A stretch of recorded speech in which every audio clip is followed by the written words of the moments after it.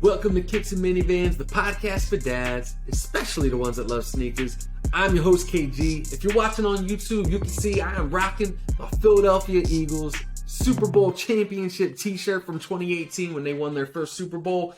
I'm hoping for a repeat this year. Now, disclaimer, I'm recording this on Saturday night, January 28th, the night before the NFC Championship game.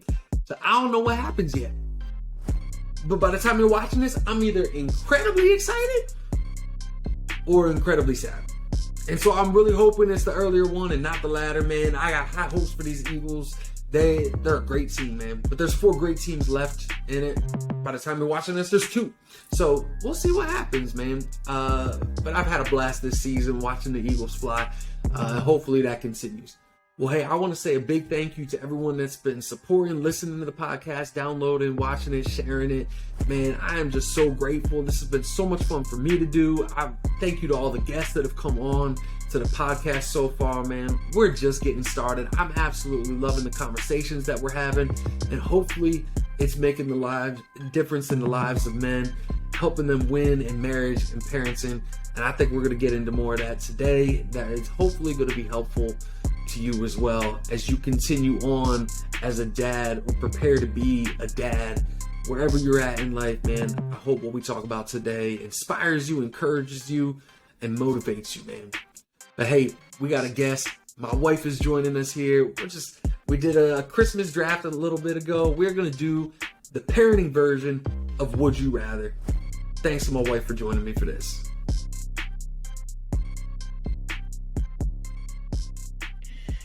All right, would you rather clean out the high chair after your baby ate spaghetti or vacuum the minivan?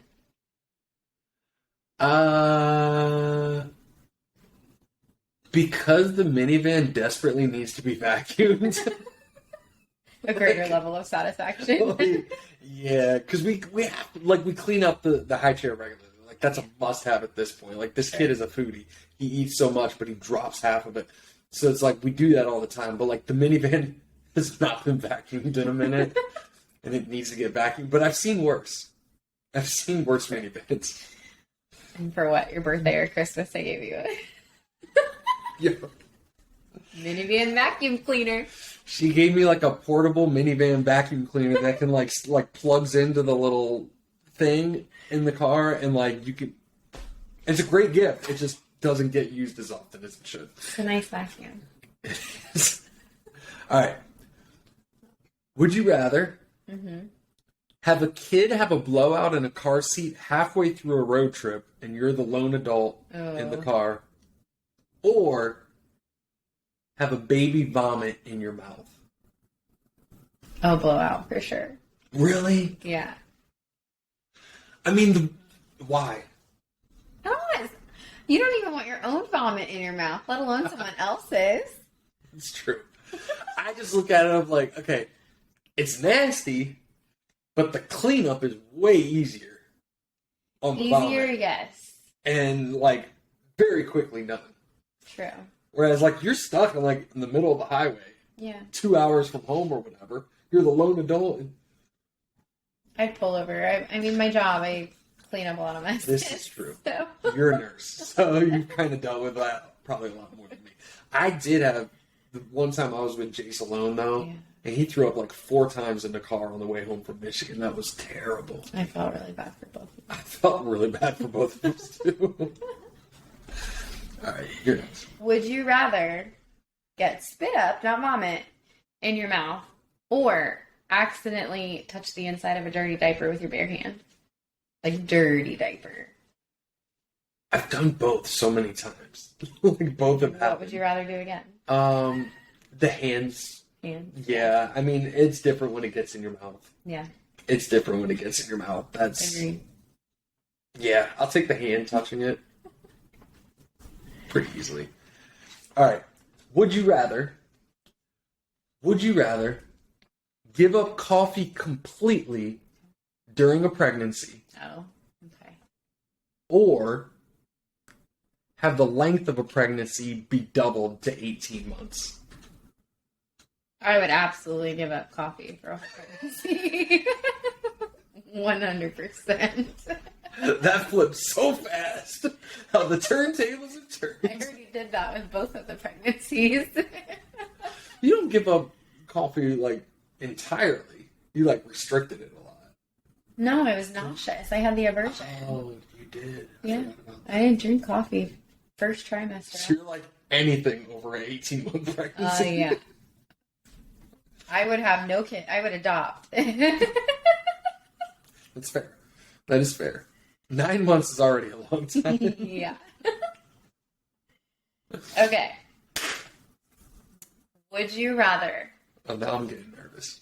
Sneakerhead. Oh, boy. Find out your toddler wore your fresh, crispy UNCs out in the mud. Or would you rather find out he threw your Xbox controller in the toilet bowl? The Xbox controller, I can get another one. Yeah. I have two, and I can get another one. It's a lot cheaper and less painful. Like, I'll just throw that one out. Like, the Xbox controller, hands down. Like, just him just wearing the Jordans is fine, but in the mud, like... You probably face planted in them, too. He probably did. They're size 13. He's like, this small. Neither of them happened yet, so... Yes. That word scares me. All right. Would you rather have a week of no fighting, screaming, or misbehaving children, or a free family trip to Disney World?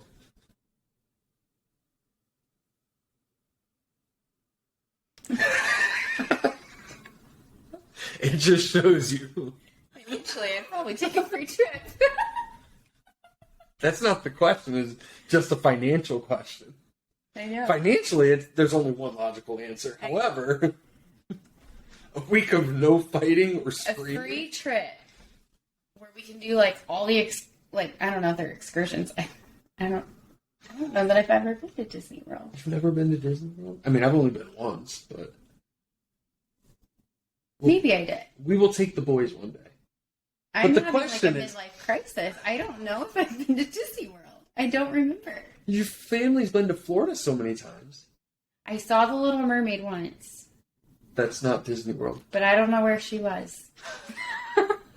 I don't know where it was. I would go to But Disney. you take the free trip to Disney Yeah. World over. All right, see, I'm the stay-at-home But parent. you're the stay-at-home parent. I'm the stay-at-home parent. A week of no screaming? Like, I have both healthy and unhealthy coping mechanisms to deal with screaming. I mean, Yeah. I don't know what I would choose there. Like, financially, like, from a logical standpoint, there's only one correct answer to that. However, when you're, like, living in it, like... Yeah. It would be a nice week, but I feel like I would be thinking the entire week, like, what's wrong? Am I dreaming? Nah, I would just enjoy it. Yeah. All right, you want to ask me the last one? That was a good one, huh? What's a good one? This one's meh. Would you rather have your toddler take a short nap right before bedtime, or Nope. would you rather have your baby and toddler fighting to be held the entire day? Which is kind of what you do anyways. Oh. Oh. I mean, that is kind of what they do, like, all day. But the toddler taking a short nap right before bedtime, like, he's up till midnight. Like, and, like, I go to bed at, like, 9. So, ooh. You know, the sleep is sacred. Like, we don't mess with sleep schedules. So, I'm going to take they can fight to be held all day. As hard as that one is, I would take that. All right. What would you take?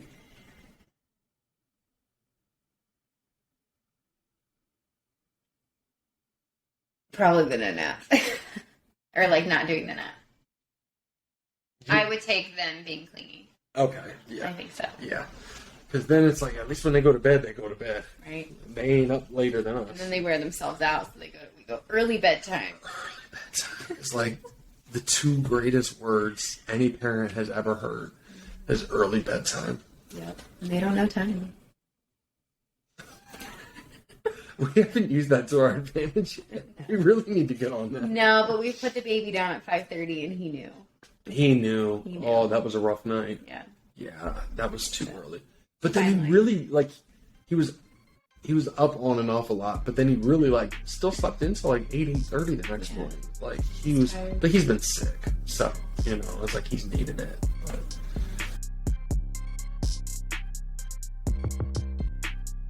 Yo, so in about a month, my kids will be turning 3 and 1. Their birthdays are only like 4 days apart. And since my younger was born almost a year ago now, there's a word that's been stuck in my head, in my heart, in my soul, in my spirit for like the last year, honestly. Because I started really thinking about it. Like, there was something when that second kid was born, there was something that really stirred in my spirit. I started thinking about the word legacy. Because I looked down and I said, like, there's 2 boys that I'm raising now.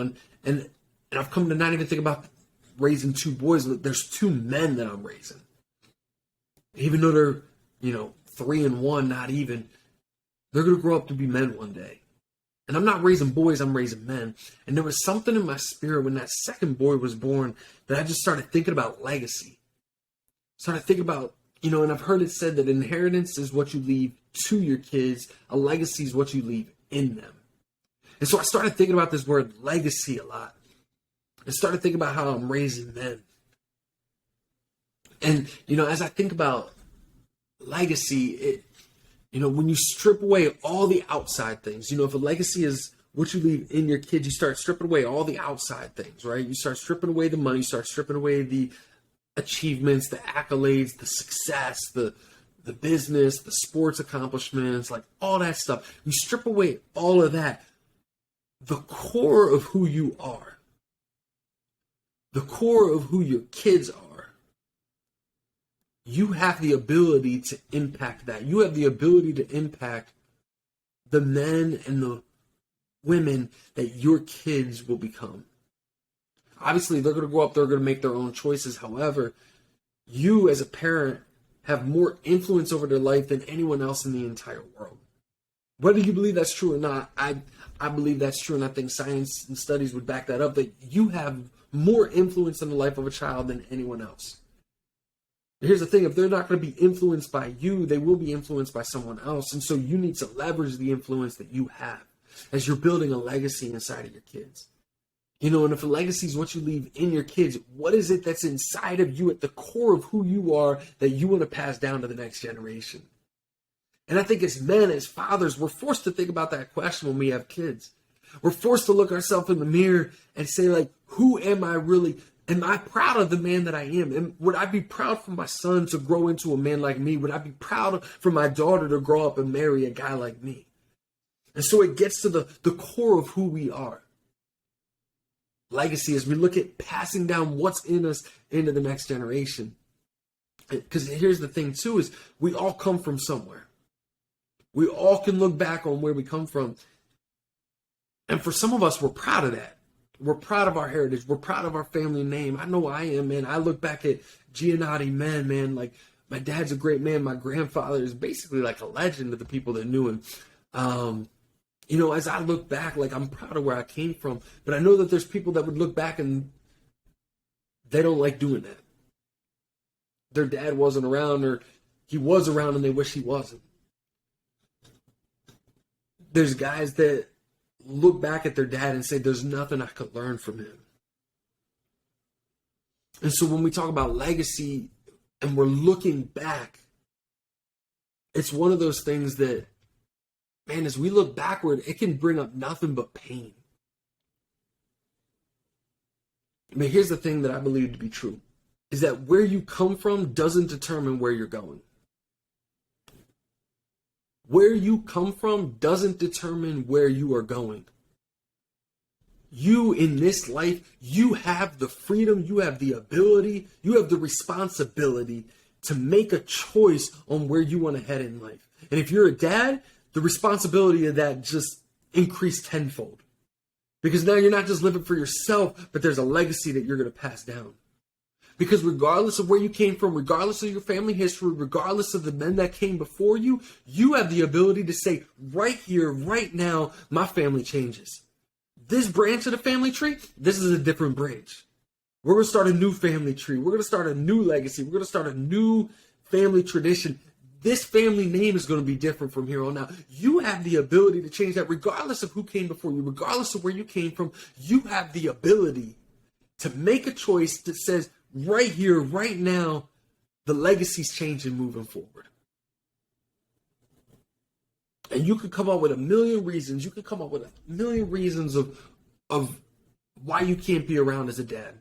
You can come up with a million reasons why you're not going to be an involved father. You can come up with a million reasons why you're not going to pass a legacy down to your kids.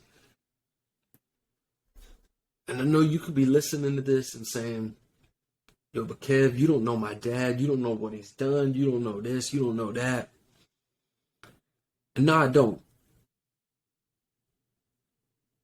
But what I do know is regardless of all that, the fact still remains that you have the ability to change your family tree.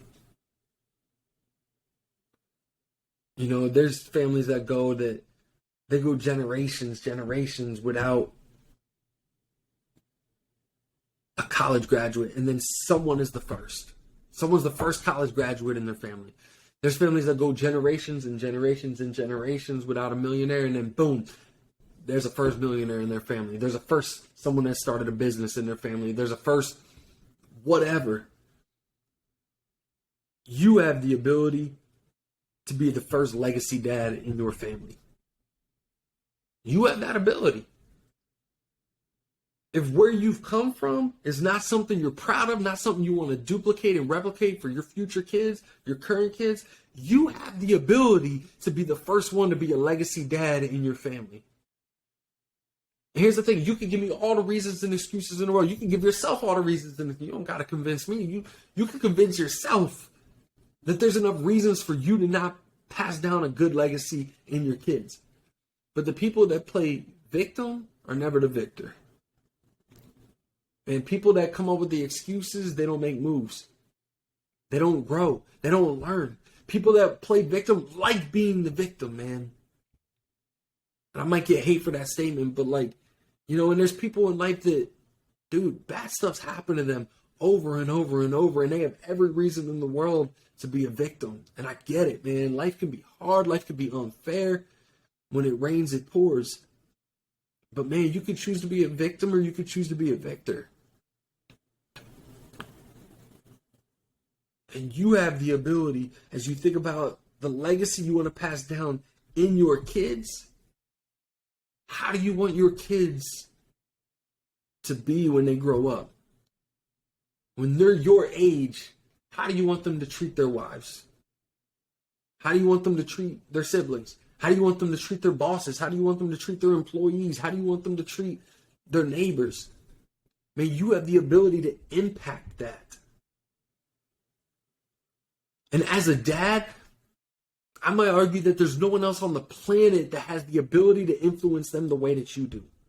And so you have the responsibility to leave a legacy, to pass down that legacy in your kids. So how do we do that? How do we leave a legacy in our kids that we're proud of? First thing, check yourself.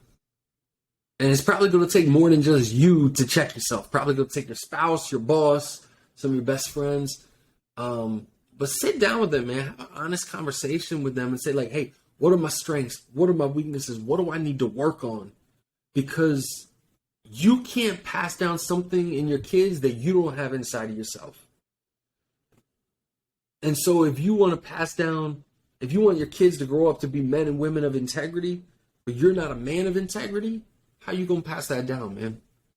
And so you need to sit down and say, like, hey, what are my red flags, right? Like, what are the things that I have to work on in order to pass down a good legacy to my kids? Second is be intentional. Because great things rarely happen on accident. Right? You can't just coast and just expect that hopefully one day, like my little man, my little girl will grow up to be a great man or woman. Nah, man, like you got to be intentional. Check yourself. Make sure that you have the qualities that you want to pass down in your kids, that you have them in yourself first, but demonstrate those. Man, if you want your little man to grow up to treat women well, demonstrate how to treat a woman. Show how you treat your wife. How you treat his mama, that should be like, that's where you start with that stuff, man. Is treat his mama well. The best way you can love your little dude is by loving his mom. And I think that even goes if you're divorced, man, like it breaks my heart when I see these families going through these rough divorces. And if you haven't checked out episode 2 with Anthony talking about leading a blended family, man, go peep that one. But, you know, like, hey, even if you're separated, being able to treat your baby's mama with love and respect, man, that goes a long way, because it's not just for her sake that you're doing that. It's for your kid's sake, for your son and your daughter's sake, because you're teaching them how a man should treat a woman, how a woman should be treated, so that one day when your little man grows up, he'll treat a woman like that. Or when your little girl grows up, even more so, she won't settle for anything other than being treated like that. Right? Teach them, be intentional, demonstrate the way that you want your legacy lived out. And third, this might be the hardest part, man. Be patient. This stuff don't happen overnight. Right? I got an almost 3 and almost 1-year-old. I don't know how many times I tell the 2-year-old to be nice to his little brother. And I gotta repeat it 3 seconds later. Or just earlier today, man, we're sitting there in the playroom. He's like throwing stuff, like he's angry, he's throwing stuff, and I'm like, hey, buddy, don't throw anything. He looks me dead in the eye and chucks something. I'm like, bro, chill with that, right? Like, be patient, though. This stuff takes time. You've been a toddler. You might not remember those years. You've been in elementary school. You've been a teenager, right? I don't know a lot of people that are proud of the teenagers that they was, right? Like, I'm not, like... Now, I was a knucklehead. I made so many mistakes, man. But, like, be patient. This is a long game. This ain't no short-term game. Right? This is a long game that we're playing here, building a legacy. And you know what? There's going to be moments. There's going to be moments over the years where you look and you see that legacy growing in them. You see it, man. It's like, I see it in my 2-year-old, man. I see it, you know, when he wants to bring flowers to mama, when he shares at the playground with another kid, when he does things, you know, it's like he'll go and get the baby's toys out for him and sit it down and teach him how to play. It's like, you know, so I start seeing some of these things of the type of man I want him to be. I start seeing these moments. Then you have all these other moments. But it's like I see these special moments where that legacy's growing. And so latch on to those. Celebrate those. But be patient. Because you're not raising a boy or a girl, you're raising a man, you're raising a woman. And you might not see the fruits of what you're doing now for decades, honestly. But what you're doing matters. What you're building inside of them matters. And regardless of where you come from, you have the ability today to say, hey, from here on out, things are going to be different in this family. I'm not just leaving an inheritance to my kids. I'm leaving a legacy inside of my kids. What are you going to do? What legacy are you going to build? The drop this week. Picture 20 years from now. What type of young man, young woman do you hope is standing before you? And then ask, do you have what it takes inside of you to raise that man and woman, to leave that legacy inside of them? Do you have what it takes in you right now to bear that man and that woman standing before you 20 years from now? If you're like me, then you think like, hey, there's some parts of me that absolutely, man, I got what it takes. But then there's some other parts of you where you're like, hey, I gotta do some work, man. So do that work. Your kids depend on it. Your family depends on it. Your family will be as healthy as you are, bro. You have a responsibility to not just raise boys and girls, but to raise men and women, to leave a legacy inside of them. That's our calling as dads. To not just leave an inheritance, but to leave a legacy. Thanks for joining us, man. Thank you for supporting Kicks and Minivans. Until next time, take care of yourself. Take care of your family.